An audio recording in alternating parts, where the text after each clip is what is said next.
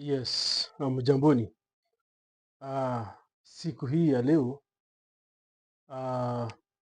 nataka niwaonyeshe jinsi omena ambayo imekufa, imekaushwa, iko tayari kuliwa, inaweza kurudi na kuishi tena. Nataka niwaonyeshe namna omena ambayo imekufa inaweza kurudi tena na iweze kuishi. Hapa na samples kadhaa. Hizi ni omena. This is omena. This is omena. So kumbe omena uhai wake ni maji. Ni kweli, uhai wake ni maji. Kwa hivyo leo hii ninaenda kuwaonyesha jinsi omena ambayo imetosha kuliwa inaweza kurudi tena na kuishi na kuendelea na maisha ya kawaida, kukimbia majini. Kwa hivyo nitawaonyesha kutumia sahani hii jinsi omena inaweza kurudi tena na kuishi. Hizi ni omena ambazo zimekufa. Kwa hivyo ile kitu ambacho nitakifanya,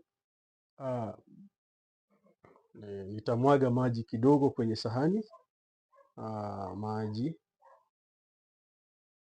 hayo ni maji, nimemwaga kidogo kwa sahani. Alafu kisha nitachukua omena kadhaa. Nimechukua omena kadhaa. Hizi omena zote nikiziweka kwa hii maji, haya maji, Kiswahili sanifu inasema haya. Kwa hivyo omena hawa ambao wameaga, nikiwaweka ndani ya haya maji, wataweza kurejea tena uhai. Kwa hivyo tazama, nitaziweka ndani hapa. Ya kwanza hiyo ni omena hiyo nitaiweka ya kwanza kwa maji. Ya pili hiyo nitaiweka kwa maji. Ya tatu hiyo nitaweka tano, niweke kwa maji. Ya nne nitaweka kwa maji. Kisha ya mwisho ya tano nitaiweka kwa maji.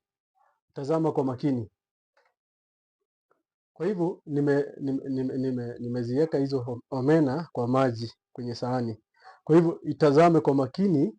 Baada ya dakika kama 2-3 hivi, utaona zitaanza kukimbia na zitarudi uhai tena. Kumbe omena hata ikae muda gani, ikirudishwa tu kwa maji, iabsorb hiyo maji, iingie mwilini, na zinarudi zinakuwa hai tena. Hebu angalia kwa makini. Angalia kwa makini na utaona itakuwa sawa. Tazama tu kwa makini. Muda mfupi tu, kisha itakuwa sawa. Okay. Kwa hivyo nimeona zimeanza. Unajua utawacha mchezo. Tangu lini omena inarudi ikiwa hai na ni vitu imetosha kuliwa? Omena ni vitu ya kukula wakati imekufa. Si ati unategea macho hapa na kutoa macho kukodoa.